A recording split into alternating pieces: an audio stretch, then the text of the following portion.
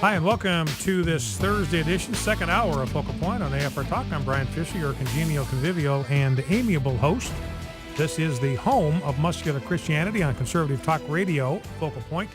Welcome aboard the USS Focal Point, our patrol boat in which we patrol the choppy waters of America's public life, looking relentlessly for the coordinates where truth intersects with politics, where truth intersects with our shared and common life. Our commander is on the bridge. The scriptures are nautical charts. I serve as your loyal, humble, and cheerful first mate. Welcome aboard for this second hour. Now, going back to what I said earlier, there's a disturbing theme here that you see with the Republican Party. And I'm going to highlight it right now, and I'm going to make this statement. We talked about this with Andy McCarthy early in the week. But there is this, it's like the Republican Party is so accustomed to losing. They're so accustomed to being the younger brother, the little brother, whatever. I don't know what it is with them. They are so used to losing that they just do not seem to be able to use the levers of authority and power when they have them. Like I said, they're already getting ready to surrender over there in the House.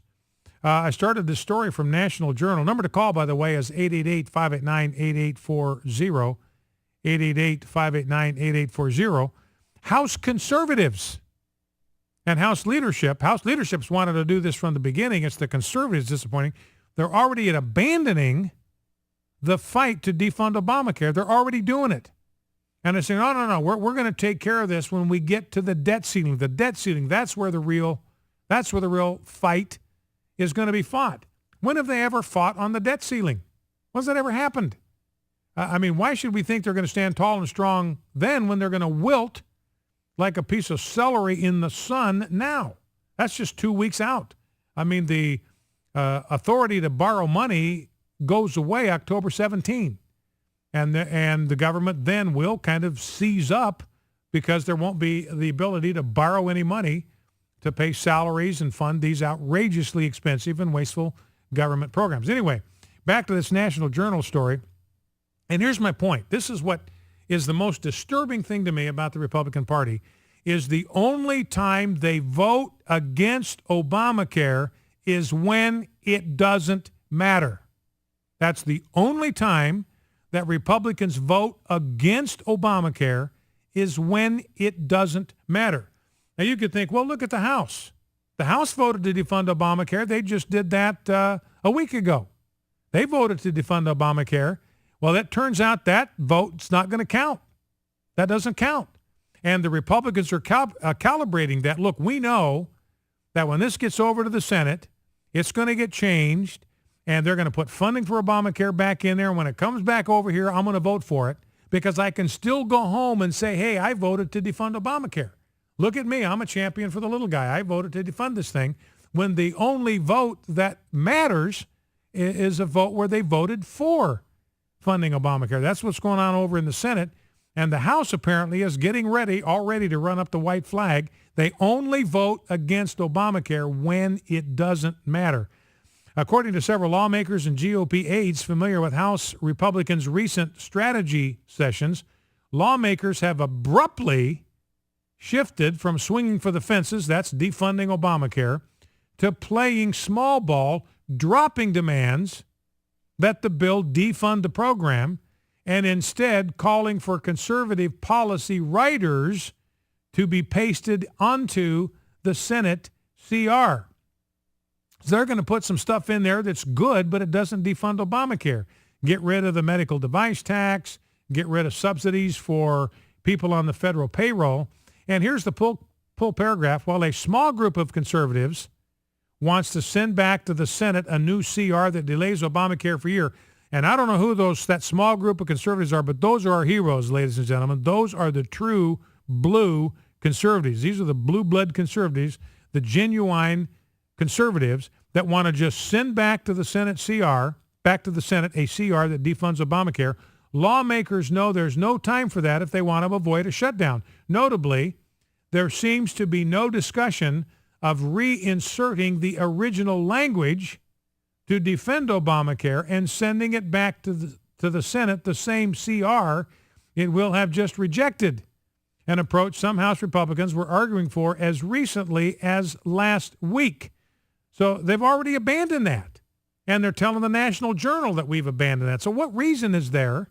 I mean, I don't know. It just boggles the mind. So what that tells you, ladies and gentlemen, is that last week's vote in the House was a show vote. It was a vote that they knew didn't mean anything. It was a vote that they were willing to walk away from as soon as a bill comes back across from the Senate. So once again, it's a vote that didn't mean anything, and they're admitting it didn't mean anything. We didn't really mean that vote. We're not going to stick up for that. If we get any heat for that, if it comes back to us, we're going to fold like a cheap Bedouin tent in a stiff desert breeze. So the only time these Republicans vote to defund Obamacare is when it doesn't matter. So that's what's going on. Shameful in my mind, but the House has already signaled that they are going to punt on Obamacare, kick the can down the alley. 888-589-8840 is the number to call. Let's play clip 5 and 6 if we can, Rob. This is ABC and NBC. There was a Clinton Global Initiative meeting yesterday. Barack Obama spoke at it. Bill Clinton spoke at it. And I want you to listen to how the mainstream media describes Bill Clinton's role in Obamacare. Let's listen. Call it Bill Clinton to the rescue. With just 1 week to go before people start lining up for Obamacare, the president turns to the man he calls his Secretary of Explaining Stuff. The White House thought, hey, this is a great opportunity to tap Bill Clinton to help them do what Bill Clinton did in 2012, demystify a little bit of some of the issues around the economy. This time on health care, there was a lot of theatrics. So a lot of theatrics. Bill Clinton riding to the rescue. Let me ask you this question. I mean, ABC and NBC says this is Bill Clinton riding to the rescue. Let me ask you, if this thing is so good, why does anybody need to ride to the rescue? Now let's play President Obama, clip 6, same event, President Obama. I can tell you right now that in many states across the country, if you're, say, a 27-year-old young woman, don't have health insurance, you get on that exchange, you're going to be able to purchase high-quality health insurance for less than the cost of your cell phone bill. And because all the insurers who participate are required to, for example, provide free preventive care, free contraceptive care, that young woman, she may make up what she's spending on premiums just on her monthly use of health care.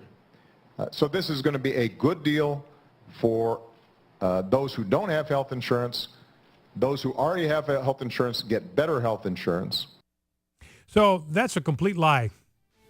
You just heard the President of the United States tell you a complete, flat, bald-faced lie, talking about a 27-year-old woman. Here's Lamar Alexander in Tennessee taking the government's figures. A 27-year-old woman in Nashville can buy a plan today for as low as $58 a month. On the exchange, the lowest price plan she can get is $114 a month, a 97% increase. Even with a subsidy, she's still paying $104 a month, which is almost twice what she would pay today. Contraceptives, $9 a month. Doesn't pay for it.